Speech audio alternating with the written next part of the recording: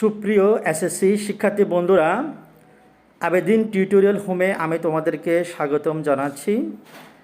আমি আজকে তোমাদের জন্য ক্লাস নির্ধারণ করেছি ট্যাগ কোয়েশ্চেন। তো আর কথা না বাড়িয়ে আমি আমার মূল আলোচনায় চলে যাচ্ছি।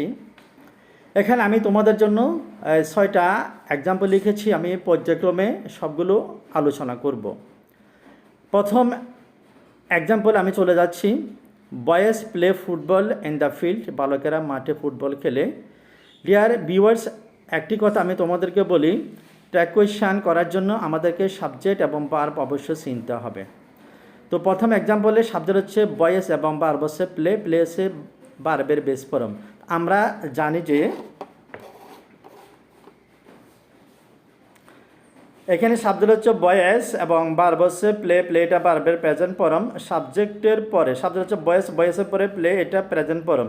তো সাবজেক্টের পরে যদি ভার্বের প্রেজেন্ট ফর্ম থাকে তাহলে ট্যাগ কোয়েশ্চেন করার সময় প্রথমে ডু বসবে, আমি ডু বসালাম। এরপরে বাক্যটি হাঁ বোধক হলে নট বসবে, না বোধক হলে নট বসবে না। এখন এই বাক্যটি হাঁ বোধক আমরা কিভাবে বুঝেছি, অর্থাৎ বাক্যের মধ্যে যদি নট থাকে তাহলে সেটা না বোধক, আর নট না থাকলে সেটি হবে হাঁ বোধক।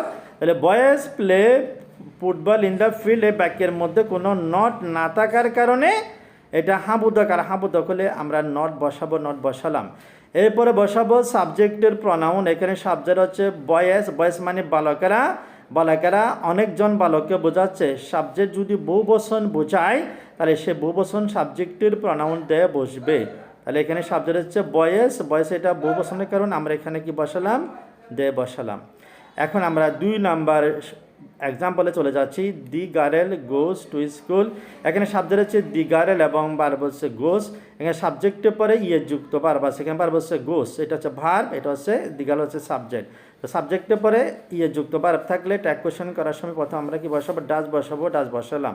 এরপরে বাক্যটি হাঁ বোধক হলে নট বসাবো, না বোধক হলে নট বসাবো না। আমরা স্পষ্টভাবে দেখতে পাচ্ছি যে বাক্যটি হাঁ বোধক, এই কারণে আমি এখানে নট বসালাম। এরপরে বসাবো সাবজেক্টের প্রনাউন। এখানে সাবজেক্ট হচ্ছে দি গার্ল, দি গার্ল এটা ব্যক্তি বোঝাচ্ছে। ডিয়ার ভিউয়ার্স, সাবজেক্ট যদি ব্যক্তি বোঝায় তাহলে সাবজেক্ট ব্যক্তি বোঝালে এবং একজনকে বোঝালে হি অথবা সি বসাতে হয়। আর এখানে সাবজেক্ট দি গার্ল এটা ব্যক্তিকে বোঝাচ্ছে এবং এটা একজনকে বোঝাচ্ছে, তাহলে আমরা হি অথবা সি বসাবো। কিন্তু এখানে দি গার্লটা স্ত্রীলিঙ্গ, অর্থাৎ স্ত্রীলিঙ্গে বোঝালে সি হবে, পুলিঙ্গে বোঝালে হি হবে। দি গার্লটা স্ত্রীলিঙ্গের কারণে আমি এখানে সি বসালাম। My father went to Dhaka, আমার আব্বু ঢাকা গিয়েছিল। ডিয়ার লার্নার্স, এখানে সাবজেক্ট হচ্ছে মাই ফাদার এবং ওয়েন্ট হচ্ছে ভার্ব। এটা হচ্ছে ওয়েন্ট ভার্বটা গো ভার্ব থেকে এসেছে। ওয়েন্ট ভার্বটা হচ্ছে ওয়েন্ট, এটা ভার্বের পাস্ট ফর্ম। তো সাবজেক্ট হচ্ছে মাই ফাদার, ভার্ব হচ্ছে ওয়েন্ট, এটা ফার্স্ট ফর্ম। সাবজেক্টের পরে ভার্বের পাস্ট ফর্ম উল্লেখ থাকলে ট্যাগ কোয়েশ্চেন করার সময় প্রথমে ডিড বসাতে হবে। তাহলে আমি প্রথমে এখানে ডিড বসালাম। এরপরে বাক্যটি হাঁ বোধক, এই কারণে একটা নট বসালাম, ডিডেন্ট। এরপরে সাবজেক্টের প্রনাউন বসাবো। এখানে সাবজেক্ট হচ্ছে মাই ফাদার, মাই ফাদার এটা কি বোঝাচ্ছে, মাই ফাদার এটা ব্যক্তিকে বোঝাচ্ছে, ব্যক্তি বোঝালে হি অথবা সি হবে। আর মাই ফাদার এটা পুল্লিঙ্গ বোঝাচ্ছে, পুল্লিঙ্গ বোঝালে আমরা হি বসাবো এবং স্ত্রীলিঙ্গ বোঝালে সি বসাবো। এটা পুল্লিঙ্গ বোঝানোর কারণে আমি এখানে কি বসালাম, হি বসালাম। We should help the four, আমাদের উচিত গরিবদেরকে সাহায্য করা। ডিয়ার লার্নার্স, এখানে সাবজেক্ট হচ্ছে উই এবং শুড হচ্ছে মোরাল অক্সিলারি ভার্ব।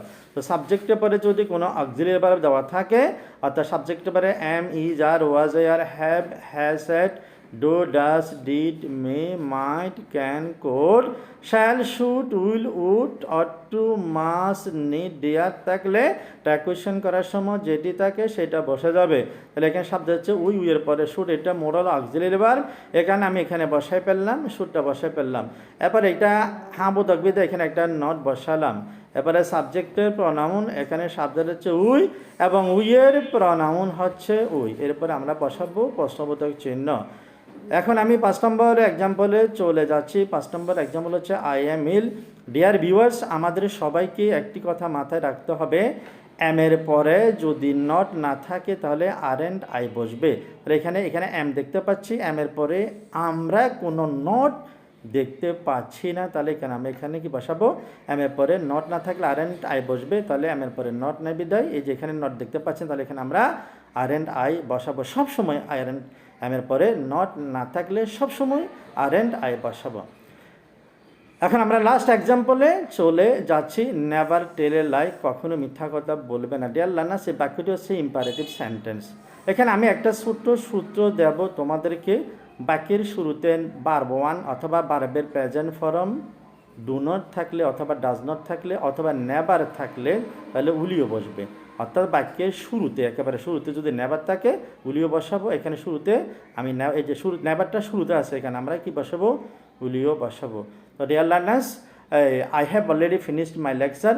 আর তোমাদের জন্য আমি আরও নতুন ভিডিও নিয়ে উপস্থিত হবো। ঠিক ততক্ষণ পর্যন্ত তোমরা অবশ্য ভালো থাকবে, সুস্থ থাকবে, নিরাপদে থাকবে। আর যারা আমার চ্যানেলটি সাবস্ক্রাইব করে নাই তারা অবশ্যই সাবস্ক্রাইব করবে। আল্লাহ হাফেজ।